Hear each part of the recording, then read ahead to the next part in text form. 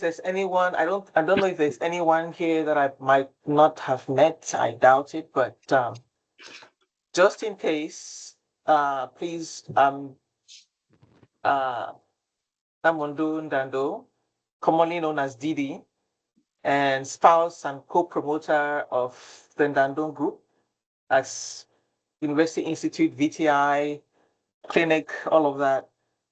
Before I introduce our speaker, I want to just remind us about a couple of housekeeping matters. Just first of all, I'm going to remind Inanga when we start, please just put it on speaker view so that it would be basically Michael on the screen. The presentation formats are flexible and up to each presenter. So, and there'll be opportunities for any participant to ask questions or share comments. And for this, we'll take our cues from the presenter.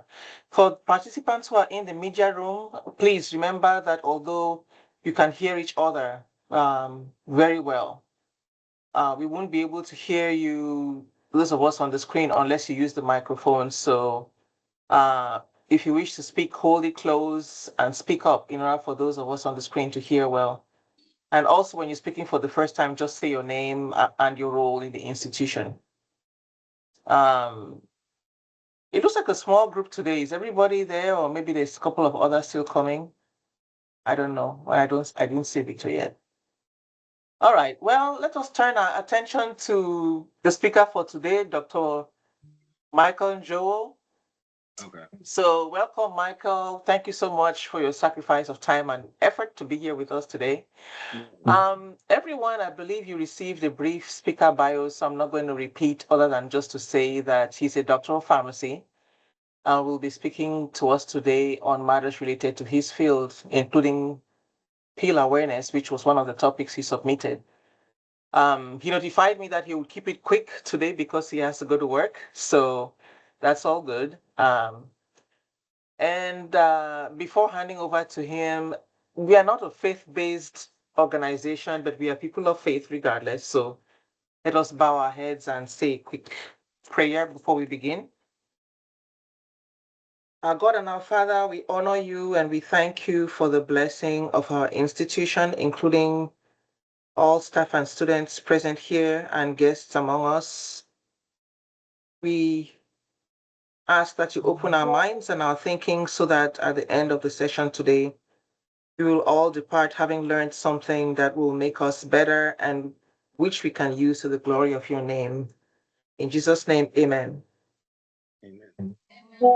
Okay, Mike, over to you. And Inanga, please, if you would switch to speaker mode. Thank you. Okay. I'm gonna share my screen so you guys can see. Can you guys see my screen? Yes, we see a blank PowerPoint. Okay. Is there? Hold on, Teams. Can you see it? Can you see a? Do you see the PowerPoint now? Not yet. We see a blank one that just says Okay. click add to title. Maybe if you have multiple screens, maybe it's the wrong one that's showing up. Hold on.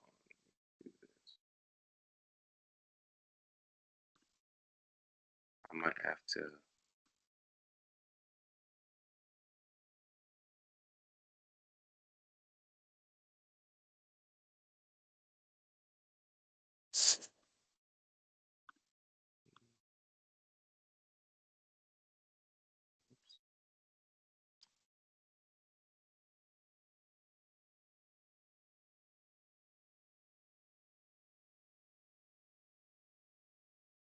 I have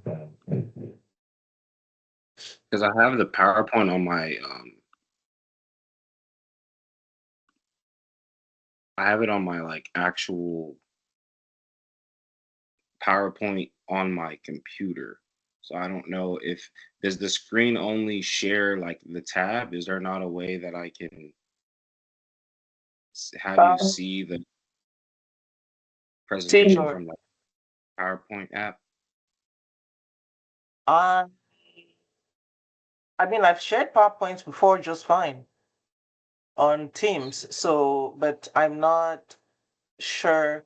I think you might need to go to um before you share, when you have the options of things to share, you might need to go to sharing a window. Oh, okay, that's probably what it is because I think it's just sharing. Let me see. Let me do stop. Yeah, stop sharing, and then when you hit share, you can. I have a contribution that could be of help. Okay. Yes, when Okay, here we you go. take I the see it. share button, Entire screen. I got it now. I okay. got it. So can you see it now? Yes, now we can. Yes. Okay, good. So everyone can see the title. I'm on the title page. Everyone can see that. Yes. Okay, good. All right. Um, so today we're gonna pretty much discuss the misuse of physique enhancing pills, the risks, prevention, and the role of healthcare professionals. And more specifically, I'm gonna be talking about pharmacists and nurses because I'm obviously a pharmacist and you guys are nursing students. So I felt like that would be just the most appropriate to address today. So before we get into the topics today, I do want to say that this isn't like a formal presentation. So students or anybody that's on the screen, if you have any questions, you can stop me at any point and ask. So just feel free if you have any questions. We don't have to wait till the end or anything, just because I know sometimes you can forget your questions. So if you have any questions at any point, you can literally just stop me at any point and we can discuss anything or I'll try to answer anything to the best of my ability. So before we get started, I did want to just give a brief introduction. I know Miss Didi already told you or shared you guys a brief introduction about me, but I just wanted to kind of recap for those that maybe weren't able to read it or just wanted to know a little bit about me. So, like I said, my name is Michael Njowo or Dr. Michael Njowo. I got my PharmD from the University of Texas in Tyler. I graduated in 2022. So I've been a pharmacist now for about 4 years. I currently work for Walgreens. If for those that may not be familiar, it's a big retail pharmacy here in the U.S. I think it's the second largest behind CVS, so it's a pretty big company. So I'm currently a retail pharmacy manager for the company. I've been in that position now for about 3 years. But prior to that, I've had 10 years of retail pharmacy experience. So I started all the way from the bottom as a cashier. Then I became a technician. Then when I got into pharmacy school, I transitioned to being an intern and then a graduate intern and then a pharmacist. And now I'm a manager. So I've pretty much worked all the way from the bottom to like the top as far as retail goes. So I have a pretty good amount of experience as far as retail pharmacy. I haven't worked in any other areas of pharmacy outside of retail. There is hospital and specialty and other things, but more specifically, my expertise is in retail. And then two things that I'm pretty passionate on is just medication safety and patient education. um, if you've ever been to a retail pharmacy, specifically in the USA, then you know that pharmacists are very accessible. You can walk into just about any retail pharmacy and ask, a pharmacist a question, get any type of consultation. So I'm really passionate about that, and being a resource for people in my community that they can come to and trust. And I take a lot of pride in that. And so yeah, that's just a little bit about me. Um, so today we'll discuss some commonly misused products, their risks, and how healthcare professionals, like I said, can help prevent complications. So we'll go in first and we'll start with commonly misused pills and supplements. Okay. So here you can see below, I've just listed some commonly misused pills and supplements that I've seen that people take. And this is not catered to any like group, like young people, old people. I've seen this in all age groups. So first is weight loss pills. We have testosterone boosters, anabolic steroids, energy stimulants, and appetite suppressants. So we'll kind of touch on all of these a little bit, right? So weight loss pills. So these, I'm sure everybody in the group here probably has social media. Um, so these are often marketed online through social media. They promote rapid fat loss, and a lot of these weight loss pills sometimes contain stimulants that can be dangerous, right? When you look at testosterone boosters, these are usually used for muscle growth, athletic appearance.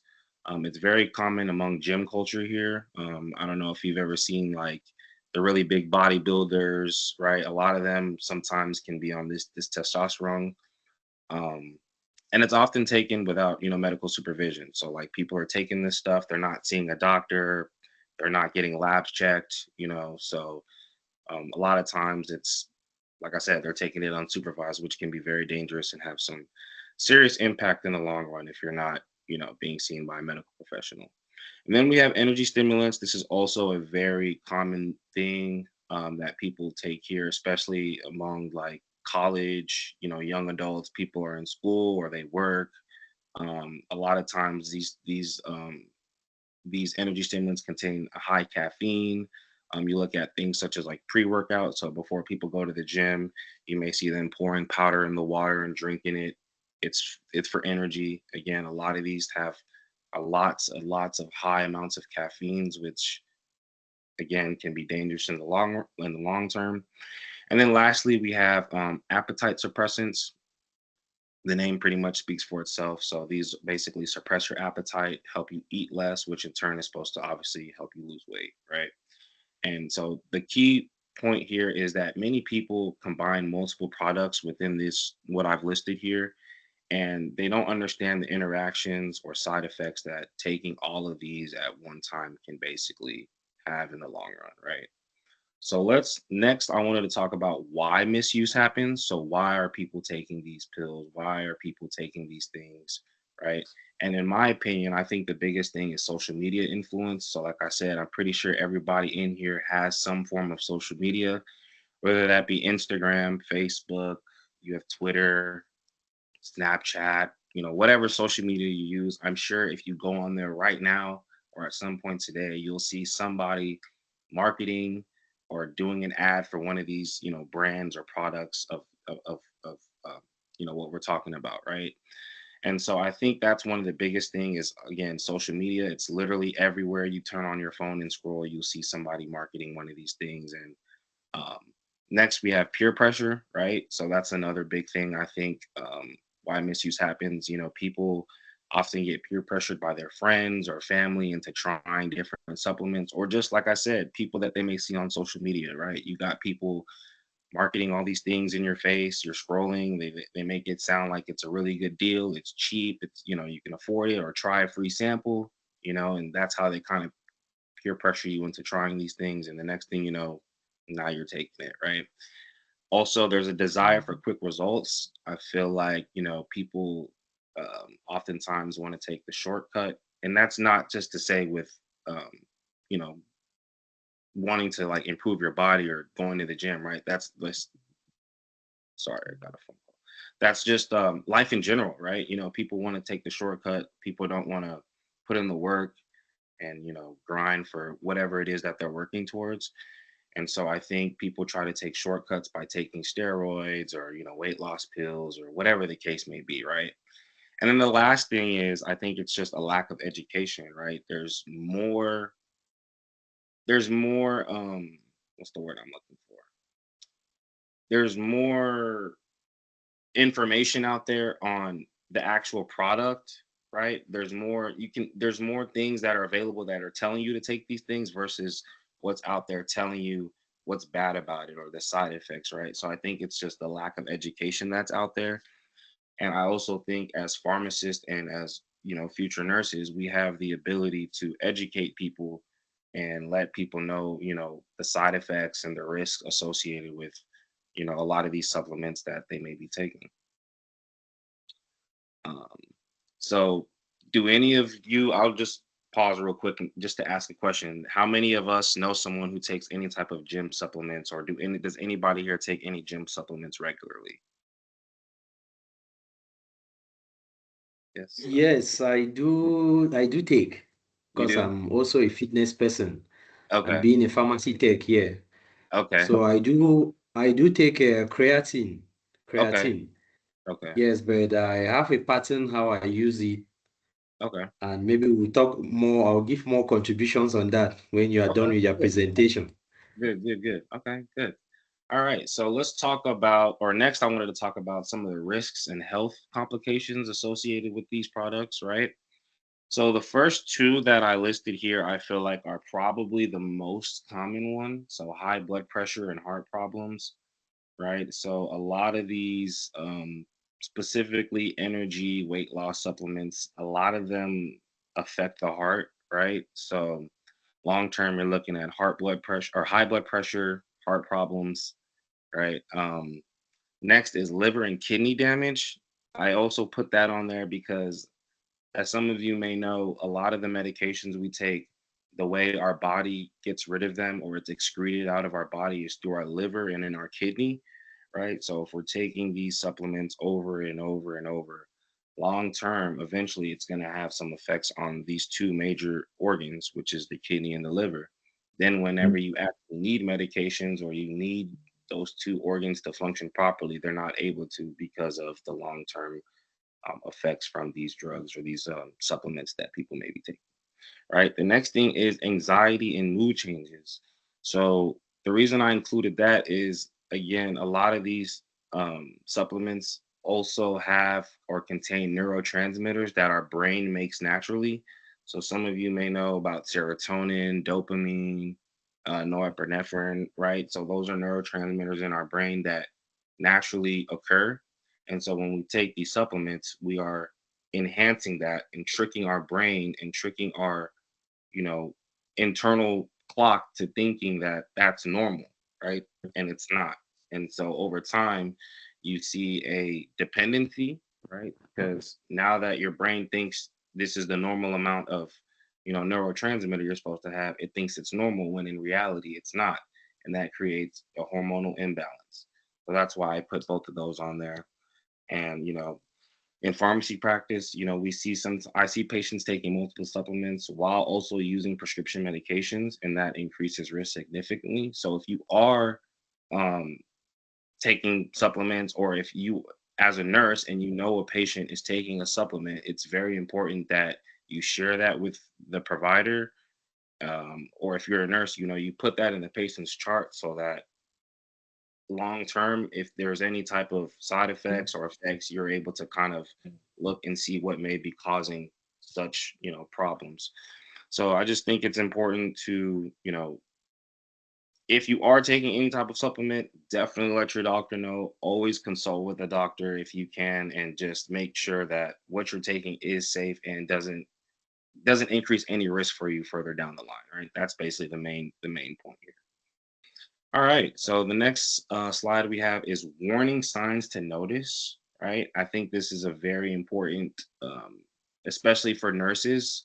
Oftentimes, when people go to the clinic or a doctor's office or whatever to get any type of medical attention, who's the first person they normally see? Right. It's usually a nurse. Right. Um, and as a nurse, you do your patient assessment, you go through, assess the patient. So this is your time to kind of check for anything that may be off. So again, rapid weight change. Maybe the last time you saw the patient 3 months ago, they were 100 pounds. Now you see them that they may be 80 pounds. They may be, 70 pounds. Basically, they lost a lot of weight in a short amount of time, right? That would probably be a red flag. You may want to question and see, what caused the weight change, right? Elevated blood pressure. Maybe their blood pressures have been normal for the last 6 months. Now they come in, it's high. Again, that could just be maybe they just ate, maybe they just worked out. Things can cause that to spike, right? But that would be something that you could look at if maybe, like I said, this patient is normally has a normal blood pressure and now all of a sudden it's high. Mood swings, again, that's kind of uh, that just kind of depends. Acne or hormonal changes. Again, a lot of these supplements affect hormones. So you look at testosterone, or any type of steroids that can definitely affect hormonal changes. And then sleep problems, right? Especially with the energy stimulants. People are all juiced up on caffeine all day. By the time it's time to go to bed, they're not able to sleep. People sometimes report to me saying, they're on a stimulant. They try to go to bed at 9. They're not able to fall asleep till about 1 a.m. Or maybe they are able to fall asleep, but they're not getting adequate sleep, meaning like they're waking up in the middle of the night, a couple times, and it's just they're not getting a consistent 6 hours of uninterrupted sleep. It may be an hour and then I wake up, hour here and then I wake up. So nurses are often first healthcare professionals to notice these things, so it's really important that you guys, are assessing your patients well, and trying to look for these things, and actually question it. If you notice it, question it. You guys went to school. You guys are smart. It's not good to just look at something and just think, oh, maybe they're just not feeling well today. Ask questions. Look for solutions. Patients may not admit supplement or steroid use immediately, but it's important to ask non-judgmental questions, and monitoring vitals and medication history is very, very critical. So many patients only mention prescription medication, so it's important to ask about supplements whenever you're getting their medication history, because a lot of times people, like I said, they don't look at these supplements as medication, but at the end of the day, it is, even though it doesn't require a prescription. All Just right. real, Yeah. that's like pimples, right? What? Breaking out the Yeah. acne. Yeah. Yeah. Acne. Yeah. Yeah. It's Yeah. like So, breaking out with pimples and stuff like that. right. Right. Yeah. Okay. So next we have the roles of nurses and pharmacists, right? So kind of like what we talked about during the like the counseling, or when you're assessing your patient. I think that's a good time where you can observe patient behavior and symptoms. um, Educating patients during routine care, encouraging healthy lifestyle habits. That I think is another critical role that pharmacists and also nurses play, is educating non-farm. That's what we call it here, is non-farm, which basically means non-supplemental hype like lifestyle habits. So going to the gym, taking walks, eating healthy, going to sleep early, things of that nature is basically what you can kind of advocate, and just stress to your patients that is good to try, instead of supplementing with other supplements, right? And then early intervention, so catching it early. So if you see someone early that's starting on a supplement, letting them know the risks of that rather than letting them continue before it's too late. um, and then monitoring side effects. So, like I said, that's if you notice anything different in their labs, questioning it, asking questions, and trying to promote safer alternatives ultimately is really what we want to do.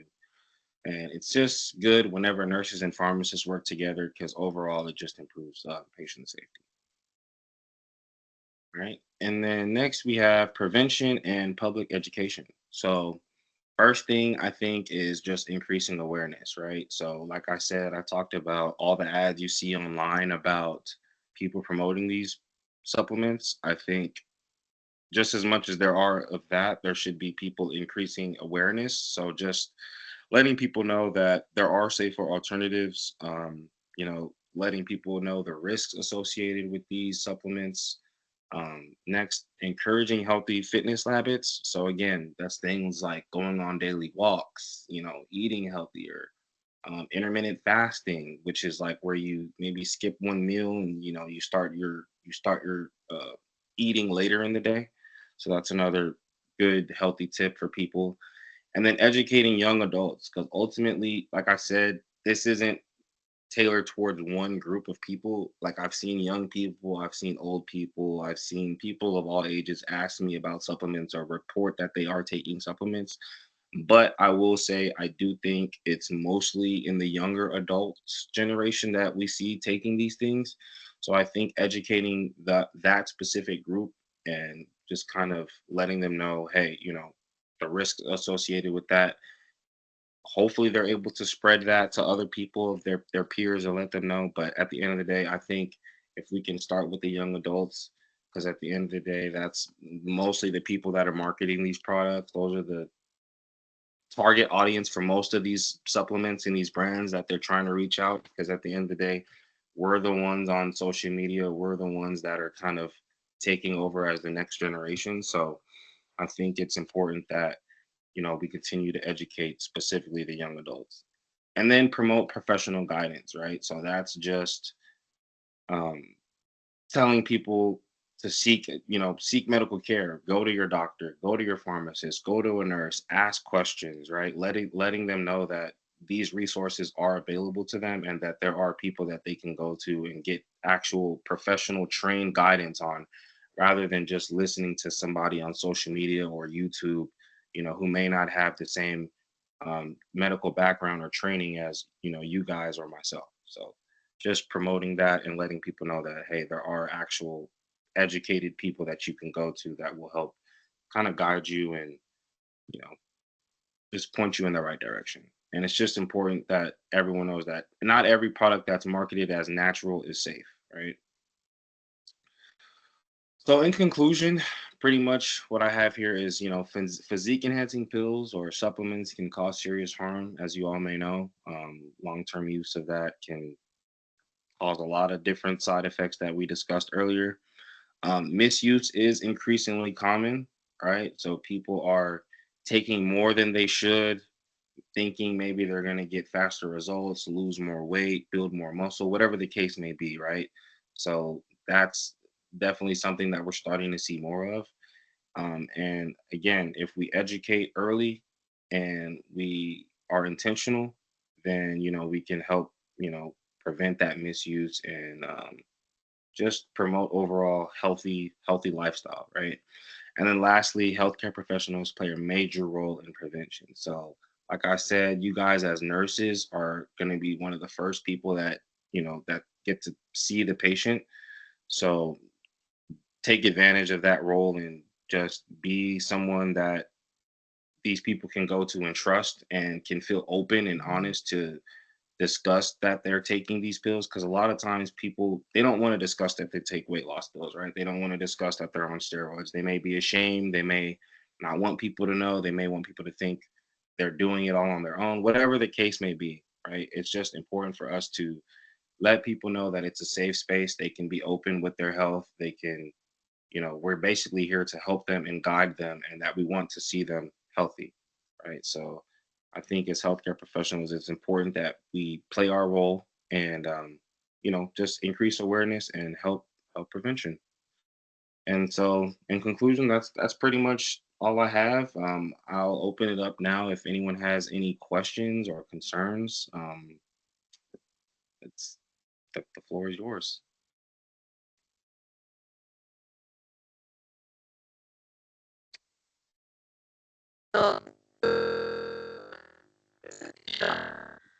I I couldn't.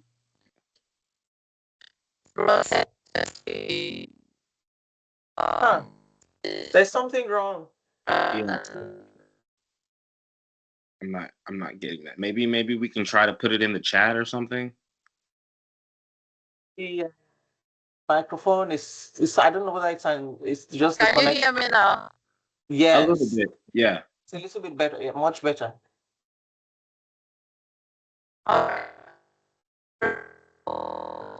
Yeah. It's back again. No, we can't hear that. Unfortunately, the microphone is not sounding right. I don't know. It's not coming through okay. See if you can, maybe Ananga can type the question in the chat, Yeah. or we can try again in a minute. But in the meantime, I see Lewis is on the screen, so I don't know. Yes, ma'am. I just wanted to use this opportunity to appreciate you, Dr. Michael, for your presentation. It was quite brief and straight to the point. Thank you. Thank you so much. Yeah. I don't know if the students can hear me. Just wanted to share a general experience Okay. of Okay, what is happening here in Cameroon and, of course, in other areas in Africa. so if you can wait Yes. for just 1 second, I want to ask Michael. I'm seeing it looks like you're sharing your full screens. Oh, stop. Sorry. I'll stop that. Yes. Okay. Okay, there we go. And then now, Inanga, if you can put it for where the speaker is the main person you see on the screen, that would be helpful. Yeah, there you go. Okay, Louis, please go ahead. All right, ma'am. Thank you very Take it much. off your own view, yeah. Yeah, I just wanted to share an experience on what is happening in Cameroon and, of course, in other African countries. Being a fitness person for a very long time now, I noticed that the use of supplements for boosting physique is a very, very common practice among youths, particularly. And being within the gym environment, you meet a lot of peer persons, and both male and female, like the weight loss enhancement pills that they sell. You see a lot of ladies taking them and using them. And sometimes those pills contain certain elements or ingredients that they do not even understand how they work. And we are different in terms of our genetic buildup. So sometimes the way individuals will respond, you see someone taking a pill, like a peer pressure, and you are seeing changes, you say, oh yeah, I have to. I Right. want to be like that person. And most of the times you find a lot of people. I had a case of someone, a lady that was in with those pills, using them indiscriminately, and over time she ended up with severe anemia, which almost led to kidney disease, which was as a result of complication. Those there are appetite suppressants and the lower levels of certain neurotransmitters like serotonin, and you don't take in adequate amount of nutrients. The body now start running short of those elements, which strains the kidneys. Another one, which is very, very common, are the energy boosters. I think there was a communique that came out that the governor of the Southwest had to ban, and they are seizing most of those energy booster drinks. There are some common ones we have around. They have high amount of caffeine and sugar, and it strains the kidneys a lot. And we're having a lot of kidneys now that are failing. Kidney disease happens to be the fourth cause of leading cause of death in Cameroon specifically now, in terms of ranking. And if you look at some of those contributing factors, they are based on too much consumption of energy boosters that have high concentrations of sugar and caffeine. So most of these things are, one of the key thing here is that the population is not aware and they're not informed. Just within the gym environment, I was talking about, I use creatine. And as one of the supplement, creatine is just an energy phosphate booster, which helps the muscles, because normally the creatine is a phosphate present in the muscles, skeletal muscles, and in cardiac tissues, or cardiac muscles specifically.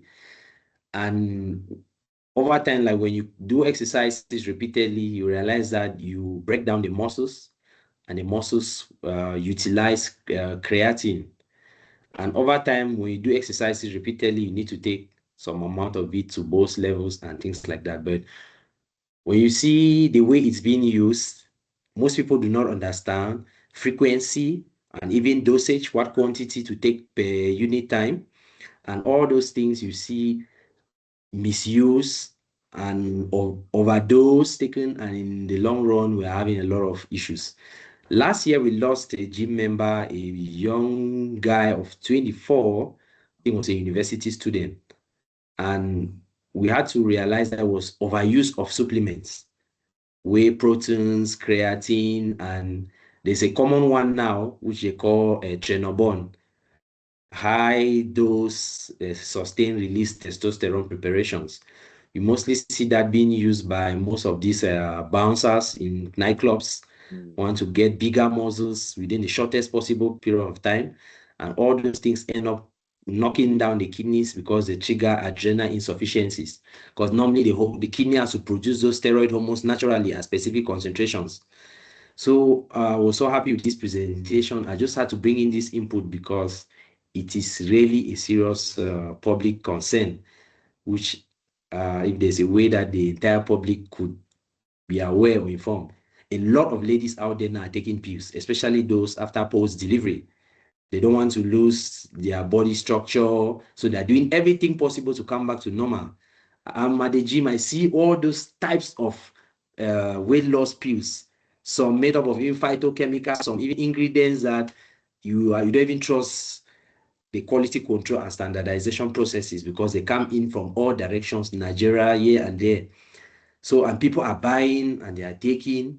Another one is boot enlargement pills. You see girls drinking that to get bigger boots and stuff like that. So there's a lot, and at the end of the day, that's why we're having a lot of health issues. So thank you so much, Doctor, for your presentation. It's really enriching, and thank you a lot. I think all of us who have learned a lot, including the students, and I would just wish to plead if you leave a copy of your presentation, which you Oh can yeah, always revisit and absolutely. possibly make it, take it, the information to be spread louder Yeah, to the population. I think will go a long way to help. Thank you absolutely. so much. You're That's welcome. what I have for now. Yeah, and just to piggyback off that to the students specifically, like he said, you guys are in a position where you understand how these products work, right? You guys are going to school and you understand how the body works, how these drugs affect the body, what our bodies does to these drugs, right? So it's important for you guys as someone who actually understands the physiology, the chemistry behind this stuff to educate your peers and let your people know, right? When you explain things the way Mr. Lewis just explained it makes somebody think, wow, this person really understands what this does to the body versus you're just on Instagram promoting, take this, you'll lose weight, right? Those people, when they're promoting that stuff, they don't even explain to you what it does to the body. They just say, take it and you'll get this result, right? When you're able to explain and break something down to somebody, it makes them listen to you more. So just always remember that you guys are going to school, you have the knowledge, you understand how this stuff works on the body. So just remember that. That was really a good contribution. Let Yeah. us try in the media room again and see if this microphone will behave. I don't know whether it was just the connection briefly. Can you try again? Yes, Ma, can you hear me now? Yes. Yeah. All right, Dr. Michael, thank you very much for your presentation. And thank you very much, Mr. Kanla, for bringing up those key issues that we're facing here. Actually, that is what I wanted to talk about. And also to raise a concern that because actually seen those who are taking these pills, these weight loss pills. But after due education, educating that individual, they are still adamant to change because they feel that it is working for them, working for their flat tummy, it is working for them. They are seeing it actually reducing, but they don't know what is the after hearing the side effects, like how what it has to do with your kidney and all of that, they keep taking it. So in that case, what do you do? What further action do you take to actually ensure that that person is safe from that? So that's a really good question. And honestly, at the end of the day, right? Because I face that same issue, right? I have patients that come and they tell me like, I know I'm not supposed to be taking this, but I'm still going to do it. And unfortunately, whenever you talk to somebody and they leave, that person is free to do whatever they want.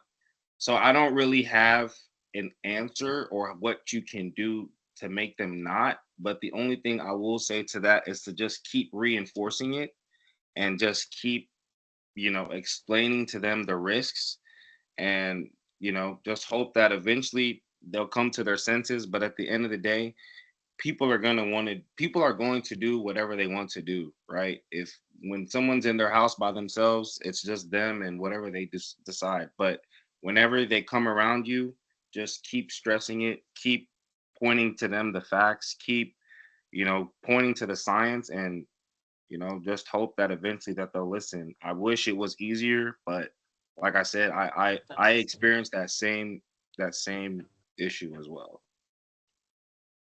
I know. I'm All just right, wondering, thank you is very there much. okay?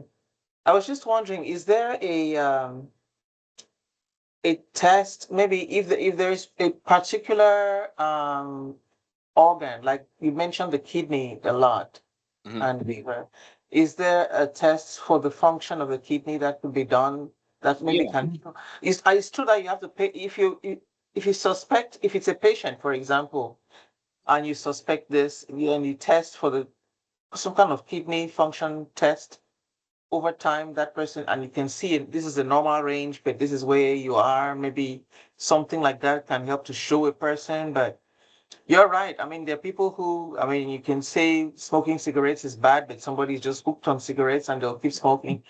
There's, I mean, such a thing as that AMA, against medical advice. You do your part, but you cannot force a person. Right. You might suggest a test which will show them clearly, but if they don't feel something, a pressing symptom, um, like collapsing and going to an emergency room sometimes, and then people do, that's when people finally get it. But it's a pity. Yeah. I was going to say, I know, Tambe, you're the one who submitted this topic, if I remember correctly, when we're asking for topic suggestions. What is it? I mean, what is it in your experience that you've seen that caused you to even bring this up as a topic for concern to discuss? Good afternoon, everybody. Can you get me? It's starting to do that thing again, so I don't know.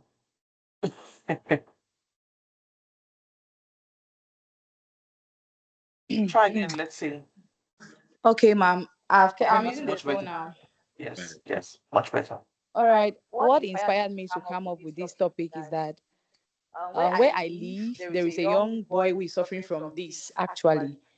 Oh, And the parents always seek my concern, my advice, since they know I'm somebody who have a very good knowledge of health. And there are times they ask me some questions that I'm unable to uncover because I don't know the detailed thing like a medical doctor will do. So that's why I brought it up. I'm sure they were to get someone who is professional enough and having the actual knowledge, that the recent knowledge about drugs, so that I can help them. Yes, because the young man is in the rehab now, and he's facing withdrawal syndrome as we speak. wow. He drugs himself with anything he sees, even paracetamol, um, what do you call it? Eferagan. He injects himself with eferagan. So Wow. it's really severe in a way that I needed to know more about this drug misuse. But it was quite fortunate that Dr. Michael spoke about supplements too, because myself, I'm taking a supplement, but I did not look at it in a direction that it can get to addiction. Yes, I take fish oil, that's omega-3 fatty acids. Yes, but I did not think of the aspect that will get to an addiction, and I just realized that there are some substances that we can actually take for medical purposes, but of which it's a misuse. Yeah. Yeah, so that's it, ma'am. Yeah. Yeah. I think that was a really great point you made, that um, just because something is being given to you for a health benefit, people think, oh, my doctor gave it to me. Well, like you said, you can still misuse it, right? Just because there are some medications that you take that are supposed to help you, you can still misuse it, and it can still lead to problems. So that's a great point that you brought up, because just because you're taking something for a medical benefit doesn't mean that it still can't cause harm or cause other problems. So I'm really happy that you made that, you said that, because that is a very great point. Mhm. Unfortunately, just so you know, by the way, Michael, we had the small first class. I think I've mentioned that to you barely. Started on 6 students. We have 8 now, so it's a small class. And all of them are in their first year of nursing. So these conversations, hopefully, they can hear, take to heart, pay Yeah. attention, as we see these cases. We have a clinic on site now. I saw the And, yeah. So we are going. It's open to the public, and it's just started. So the patient load is just barely starting to build up. But they'll get opportunities to work there, do some rotations there, and see real patients. So this is a good idea, especially for younger ones, to look out and see and ask questions about what they may be taking. Yeah. Sometimes there's some drugs that can interact with other drugs. People need to disclose all the medicines that they are taking. Every time I go to the doctor, they want to confirm. I mean, I go to the same place so they know what I'm on. It's on the records. But you go to a new doctor, before they prescribe anything, you need to let them know what you're doing. Unfortunately, in Cameroon too, anybody can go into a pharmacy and buy any drug. Yeah. There's no, you cannot get that same control here. Yeah. If it's not aspirin or Tylenol that you can get over the counter, Yeah. you have to have a prescription to get prescription drugs. If you go to the pharmacy in Cameroon and ask for anything, they can sell it to you. So that doesn't help. Yeah. You have to rely on people to be careful and to educate themselves on what they're taking and how it might be affecting them. Yeah. So, yeah. Do we have any other questions or thoughts from the floor? Any students? Any comments or questions?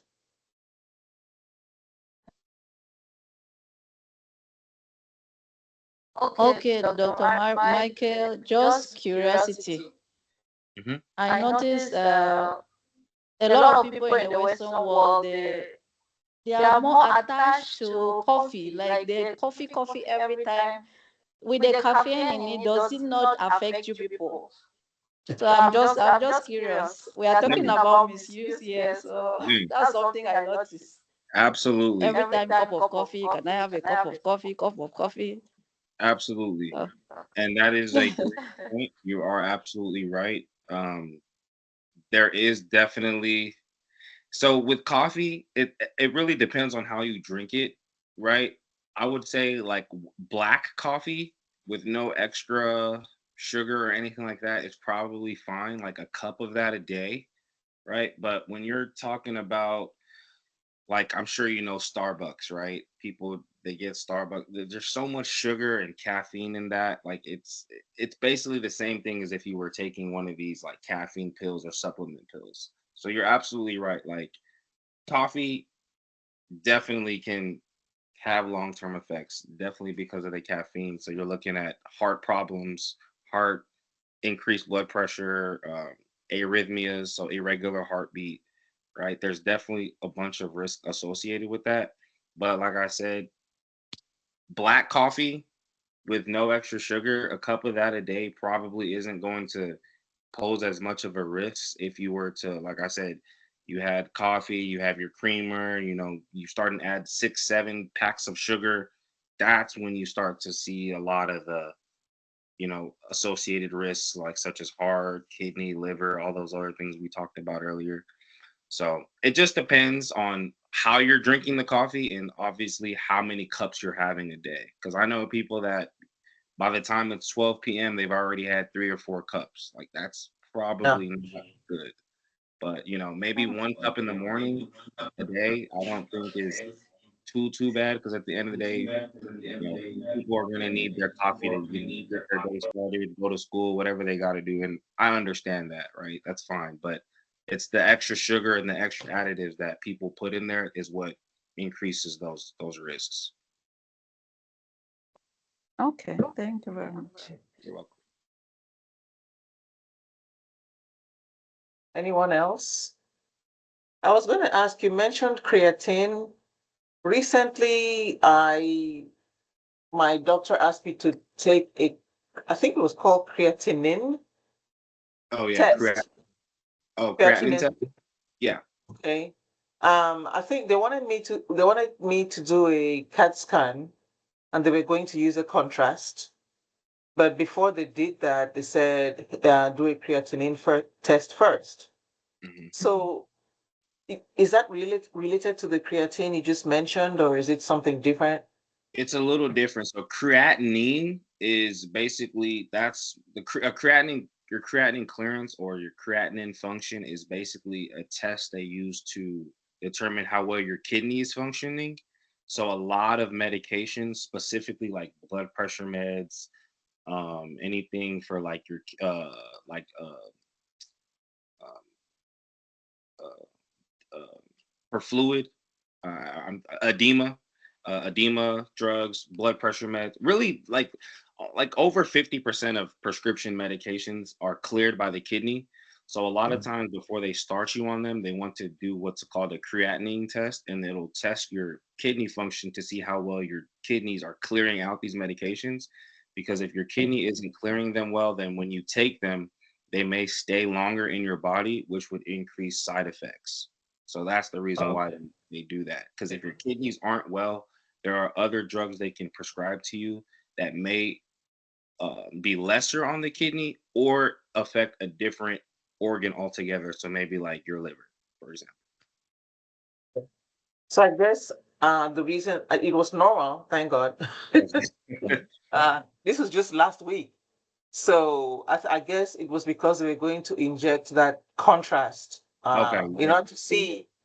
And I think they wanted to make sure that my kidney could process that contrast Yeah. thing that we're going to shoot through my body Most likely. later on. So they're trying to check, make sure the kidney function is normal. Mhm. Interesting. You said something about intermittent fasting as a better way to maybe consider weight loss. Mhm. But then we hear people say, well, breakfast is the most important meal of the day, eat a good breakfast. So which is which? I guess I don't know. Personally, I'm not a person that usually is big on breakfast. Me neither. By the time if I'm going to on the weekend, I might, but by the time I do breakfast on the weekend, it's pretty much lunchtime anyway. Yeah. So, but I do take maybe like have a yogurt drink in the morning just because I have one medication I take that says you should take with food. But Yeah. eating early in the morning is not my thing. So, but how do you balance that? Breakfast is the most important meal. Eat a good breakfast. This No, is I'm glad you say that. So for me, I think that is a huge misconception.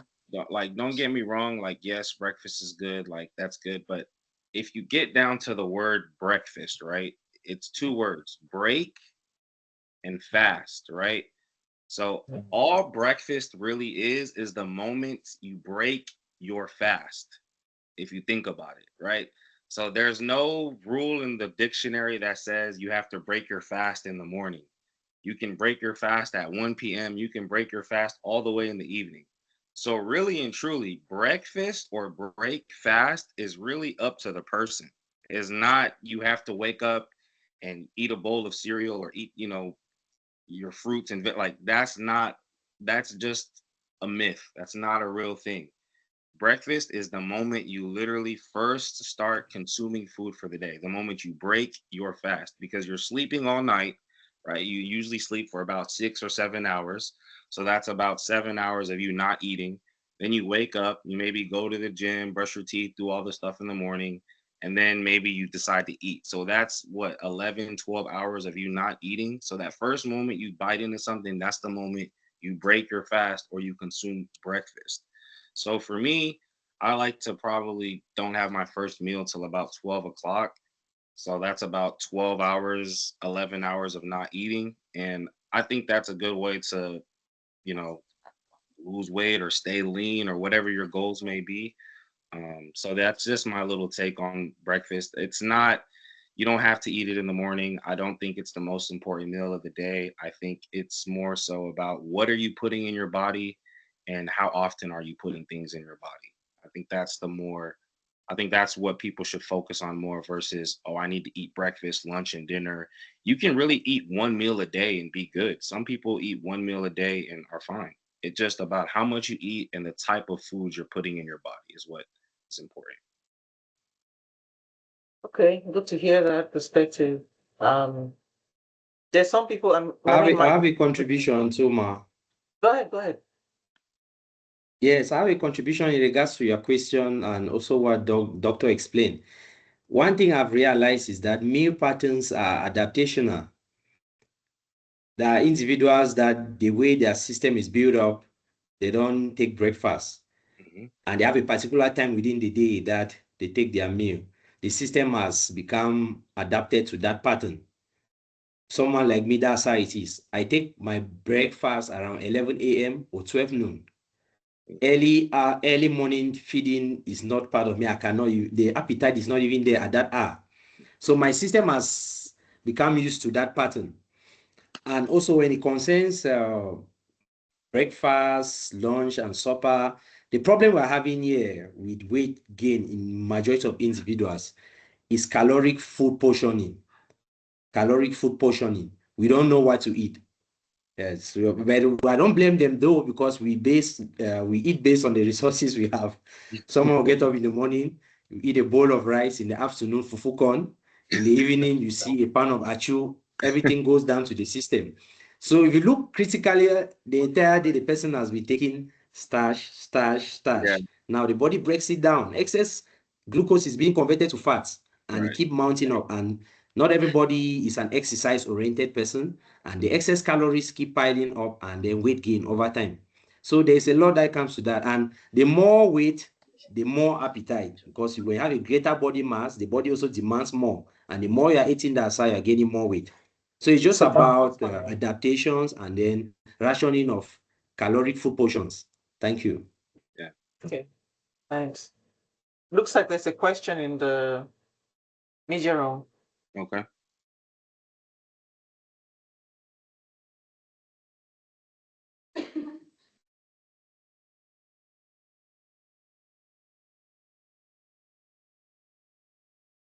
Is there a question? I saw the hand go up. Yeah, I saw it too. Good afternoon to everyone. Afternoon. Yeah, I'm Madam Goy Melissa, the lab technician at Okay. Ndando Institute Clinic. Okay, I don't know if it's a question, but let me just go ahead. Go ahead. I want to ask concerning this family planning too that people take, that women take. I don't know if maybe a continuous taking of the family planning, using the family planning method has any effect, or is being termed as misuse of the drug. I don't know. That's what I just want to ask. Okay. You mean like birth control pills? That's what I was thinking too, birth control. Is that what you mean by family planning? You mean like birth control? Yes, ma'am. Okay. Like the birth control method. Mm-hmm. So I So don't know if there's a point where we term it that the person has misused it. so for that, I would say yes, it could be misused for one if you're not taking it in accordance with your cycle. So I would say the most important thing is to obviously know your cycle. So know when your period is coming and all of those things. Number two is if you're not taking it under any type of super like super like any type of supervision or care or any type of doctor's authority, that could definitely be some type of misuse. I know recently here in the US, they've made that available over the counter. So there is a couple birth controls you can actually just go to the store and buy. I still, when people come and buy them, I do still tell them that they should regularly go to a doctor and do labs. Um, so I would say yes and no to your question. Yes, it can be misused if you're not following up with a doctor regularly to check your labs. It can also be misused if you don't know your cycle and you're not conscious of what your cycle looks like. Um, so if you're just taking it every day and then your period is coming irregularly, I would say that's probably a form of misuse. But if you're taking it regularly, you know when your periods are coming, you're able to track it. And again, you're going to the doctor every 3, 4 months to do your labs. And they're just making sure that everything is good. because ultimately that can affect your ability to have children. It can lead to other hormonal imbalances. It can lead to acne, also weight gain. My fiance, at one point, she was on a birth control and it made her gain a lot of weight. And there's different types of birth control. You look at estrogen only, there's estrogen and progesterone, there's progesterone only. So it's really about finding the right birth control that works with, your body and your hormones. And again, just being consistent with that and knowing your cycle, and then again going to a healthcare professional that you are seeing regularly and are able to follow up and make sure everything you're doing is on track and is safe for you. Basically, taking it safely. That's a good question. Yeah, really good question. And I have a little input on her question. I just have a little input on her question. Yeah, my experience in clinical practice, I noticed that we have our own various types of birth control measures here, and we realize that a particular birth control method might not work for a specific person. Yes, there's some that when they initiate a specific birth control measure, it comes with a lot of complications, and they will have to switch to a different birth control measure. So two birth control measures might not work same for two individuals. And another one I'm struggling to say is that is, as Dr. Riley said, you go for regular follow-up with your doctor, and then they choose a method that works best for you with minimal side effects. Right. Yes, so that's just it. So as to minimize tendencies of side effects or adverse effects and other complications that can set in. So you go for regular follow-up so that they choose a birth control measure that works best for you. Individuals that have gone and they were initiated into a particular method, and over time it kept on raising up their blood pressure, weight gain, and other complications, they were switched to other methods. Like here we have the combined oral contraceptives, we have the intrauterine devices, we have the transdermal patches. So all of them are methods impregnated with different hormones at different concentrations. And our systems are different because we have different hormonal concentrations. But when you go for further follow-up and you choose what works best for you, it's nice. And I'm saying this also to the students. Please desist from regular usage of emergency contraceptives. If you go to the open market, especially now in Cameroon, where drugs are being sold over the counter, even prescription-only medications with no regulations, one of the highest medications that are highly bought or used are emergency contraceptives, the progestin only or estrogen-based specifically, and that's why we're having a lot of gynecological and obstetric issues among young ladies now because of indiscriminate use of emergency contraceptives, which are sold under the counter without any supervision.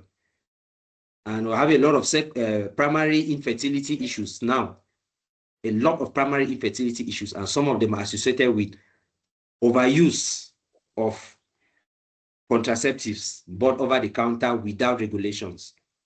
All right, thank you. Okay, all good contributions today. I think hopefully everybody's learning a lot. Mike, how are we doing on time? I was just going to say, it's about time for me. I'm about to have to hit the road and head to work, but this was great. Thank you, students. Thank you, Ndando University Institute, for hosting me. Mr. Lewis, thank you as well. You guys were great. This was a great learning experience for me. This is my first time ever being able to present as a pharmacist, so this was great for me. I would love to be back. Students, you guys were really good. You guys asked really great questions, very attentive. I wish you guys all the best in your studies, and if I'm able to ever come back, I would love to come back and speak, and love to see what you guys learned from this. So thank you again for having me. God bless, and I hope you guys have a great day. Thank you too, Doctor. Thank you. Thank you. And I'll send you the PowerPoint so you guys can save it and ever want to revisit it. I'll send it to you. Okay. If you just give me a couple more seconds, I want to also thank you. Okay. I don't know whether what you had to is was really pressing, Inanga. I saw your hand go up, but Mike needs to leave. Is there something pressing happening? No, ma'am, it Okay. was just one last question, but it was rounding up. Okay. Do you have 2 minutes, Michael? I can do it. Go ahead. Go ahead. Okay, ma'am. It's Tambe talking. I Huh? realize that most people are shy to accept that they are using supplements or birth control pills. As healthcare practitioners, how do we go about to get the truth from our patients? So they tell us that they are actually using these products for us to help them out of it. Right. So I think first and foremost, you have to lead with compassion, right? I think you have to when you are talking with a patient or speaking with a patient, you have to always empathize with them, right? I think a lot of times the reason they don't want to share this information is because they think they're being judged, right? So I think it's letting them know this is a judge-free zone. At the end of the day, I'm here and I prioritize your health before anything, right? So letting that be the main course of action whenever you're interacting with the patient, right? And then also letting them know the side effects and the risks associated with said supplements that they're taking, right? If they don't know what's at risk of them taking it, then there's no reason for them to stop if it's helping them or helping them achieve whatever their goal is. If they want to lose weight and they're losing weight and they don't know that it can eventually cause some type of kidney damage, why would they stop? They don't know, right? So I think it's one, being compassionate and being empathetic with them and letting them know that you're not there to judge them but to help them. And then number two, again, explaining to them or just presenting them with the facts and the side effects and the risks associated with whatever those supplements are that they're taking. Okay. All right, thank you, doctor. You're welcome. So much. We're going to need to leave it there as Mike needs to go, but Michael, thank you again.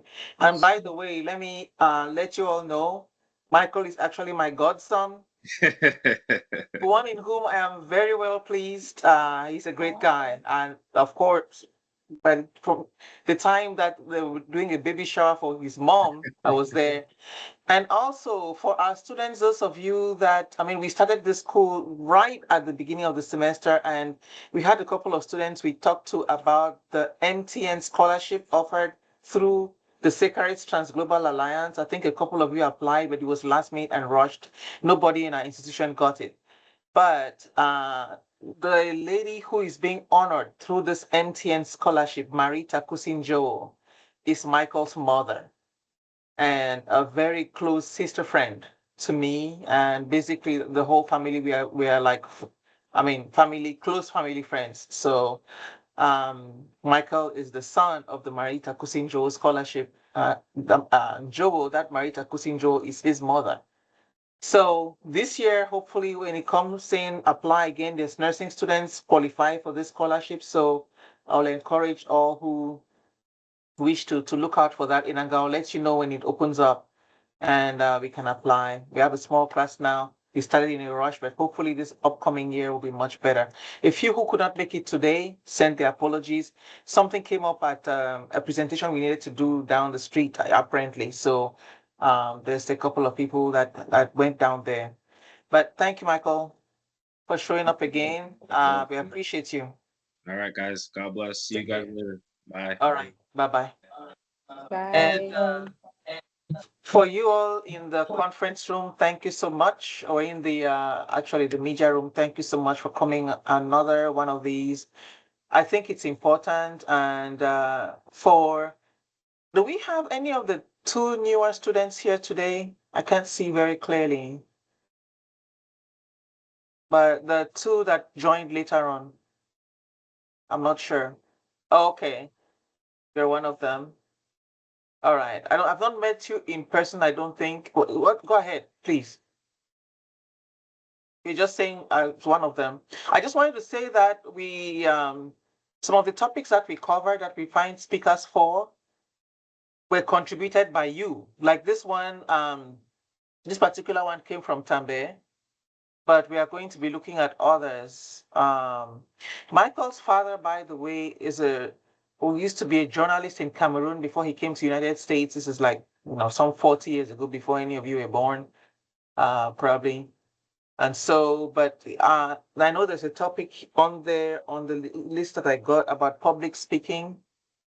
He couldn't be here today. He was just going to listen in, but we might get him here some other time to talk about that and a few others. So let's wrap it up and we can leave early today. It was going to be a short presentation. Is there something anyone else needs to say before we close? Going once, going twice. Looks like people are all ready to go home now. Okay. Bye-bye. Y'all take care and have a good weekend. All right, ma'am. Thank you so much. Bye bye.